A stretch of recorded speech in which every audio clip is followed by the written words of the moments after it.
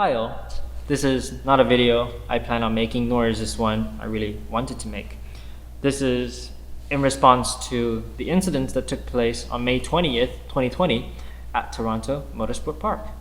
In case you missed it, there was a negligence behind the wheel and outside of the cars.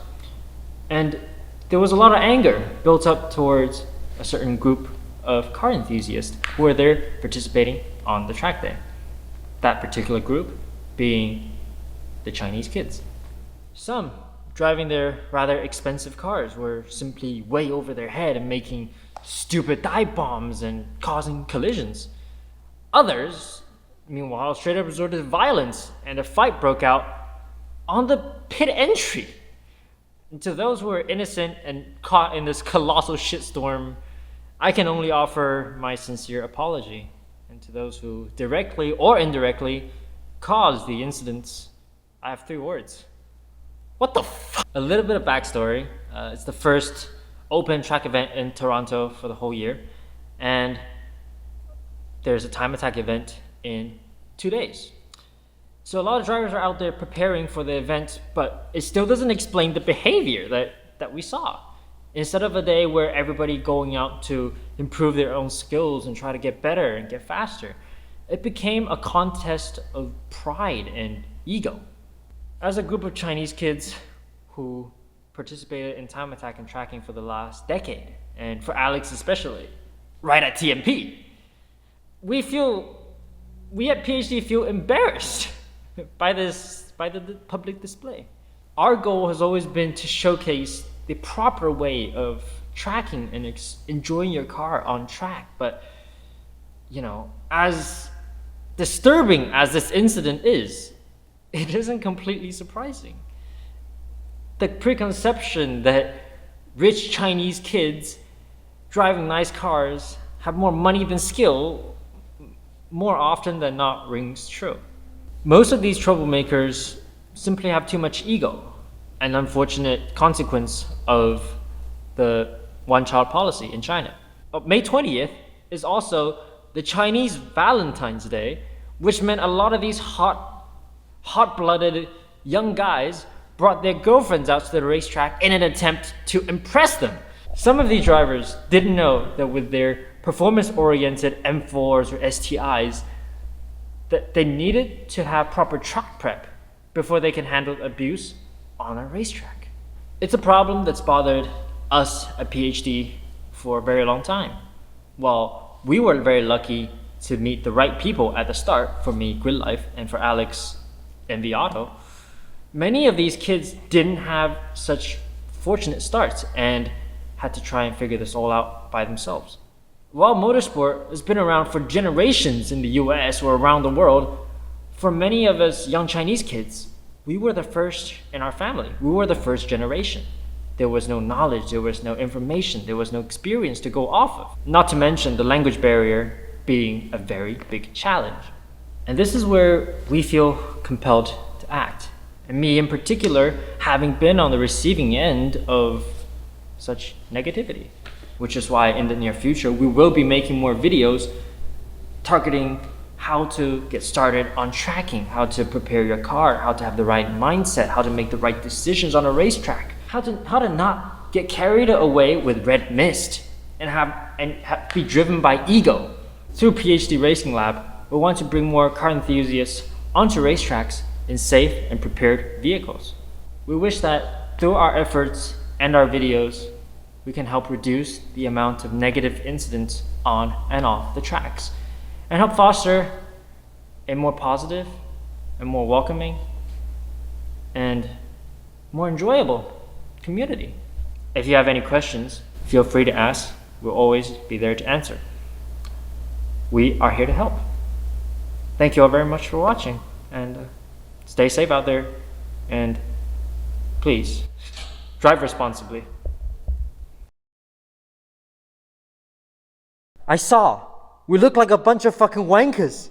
This whole topic is so shit that it just makes me want to laugh and cry. The actions that took place was unacceptable. It was not acceptable. Fighting in pit on pit entry. making passes in braking zones on a regular track day, dive bombs, 3 wide, collisions and chicanes. It was out of hand. It was a shit show. We at PhD feel embarrassed. We as people, as Asian kids who have been doing this for more than a decade, for Alex specifically, who did CSCS right at TMP. For me, who have been starting with Formula cars, always trying to drive responsibly, to be a responsible drivers, and to try and break the precognition of, oh, Chinese kids at a racetrack, they must be really crap at driving or just have a lot of money.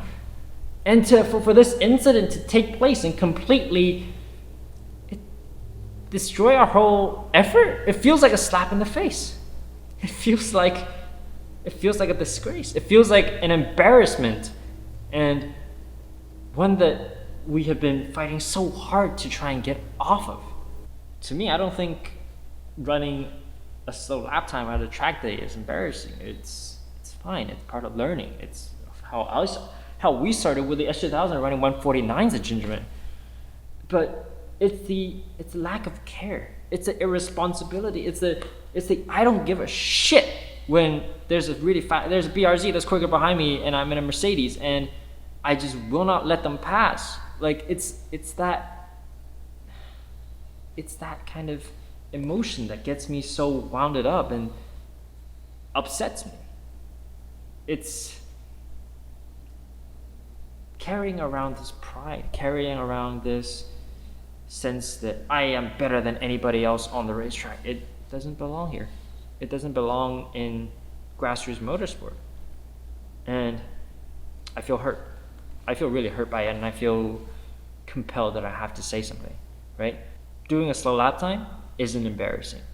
Making a mistake, putting a car in a wall isn't embarrassing. But not caring about somebody else on a racetrack and causing an accident that way, yes, it is.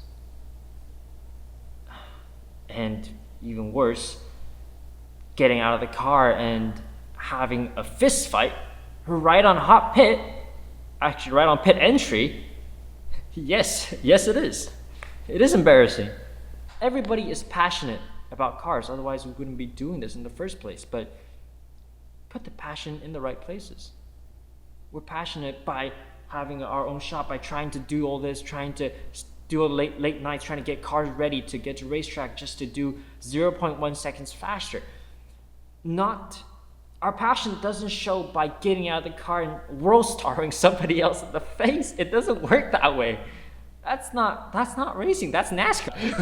We can't say that. We work so hard on trying to disprove that, hey, maybe Chinese kids can be kind of good on a racetrack too. That maybe we can be better than our stereotypes and preconceptions, and they have eyes that don't open too much. They must be pretty shit behind a wheel. You know what? We won fucking super lap. We did something fucking epic. And then what happens? And then these bunch of fucking wankers go out of TMP and not only destroy their own car, which actually they don't really care about, they make all of us look like fucking wankers. Everybody who is Asian out there, whether they're Chinese or not, they go to a racetrack and they have to be judged in this way that Asian drivers can't drive. By the way, Asian driver no survivor sticker is on sale right now for what, $4 a sticker? Sure, $4. $4 a sticker, $4 shipped. Why? Because we made the Asian driver no survivor sticker not out of the same spite for Asian kids. Hell, we are Asian kids. The whole point we made it was so, one, this dumb boy remembers his mistake of putting that Supra in the wall on a warm-up lap around M1 concourse on the first day of an event. Why? You know, it's the same thing that drives me nuts, but I made a mistake.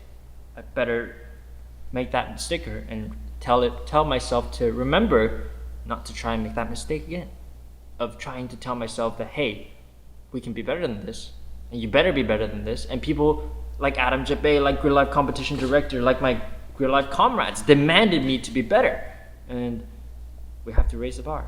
And for us to continue to push and push and push to try and break that limit, break that wall, break that ceiling that people seem to give us of Asian drivers just can't be better than this. I think it's, for this to happen, it's a slap in the face to all of us.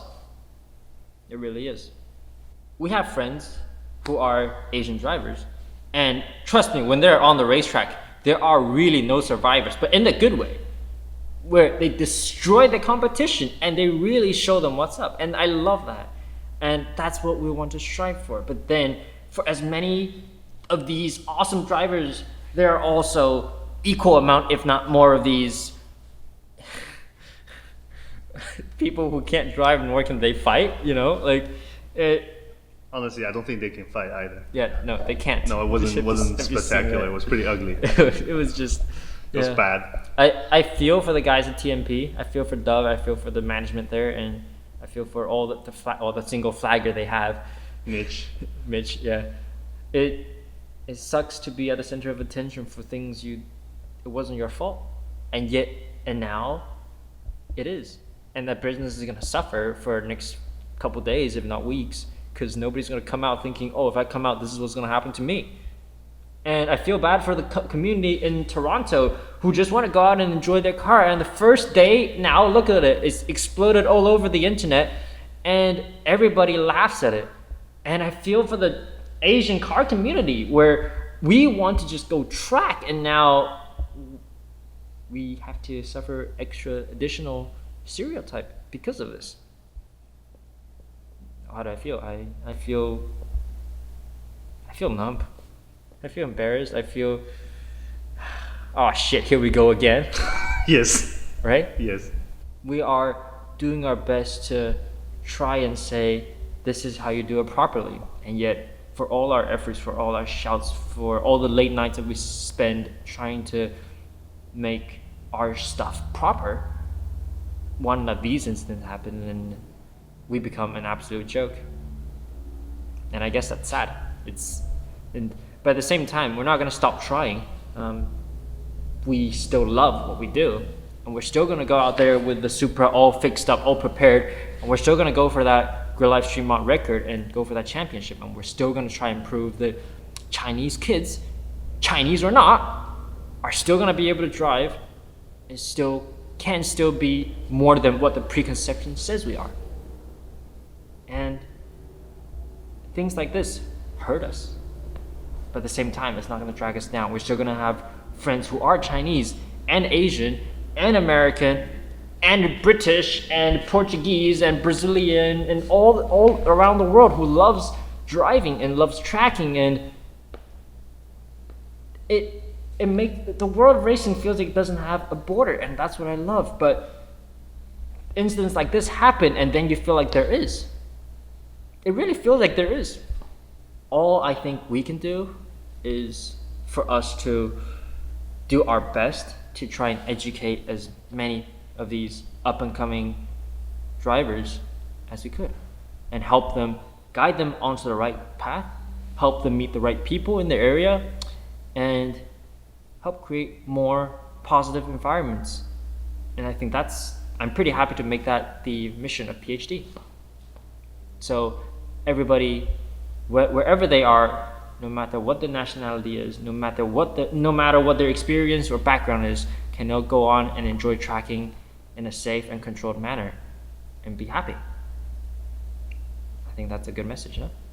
I wish one day the preconception would go away. I don't know if it's something we can do in our generation. I feel like that's going to be really hard. I just hope we're sending the right message. You just keep sending it. I absolutely think that we are trying to send the right message, and I sure hope that one day our message will get across somewhere. That, you know, guys like Albon in F1 and, you know, Guan Yu Zhao in F2 are there trying to prove that you don't need money to make it big time, and even being Asian means you can still drive it. We can be good.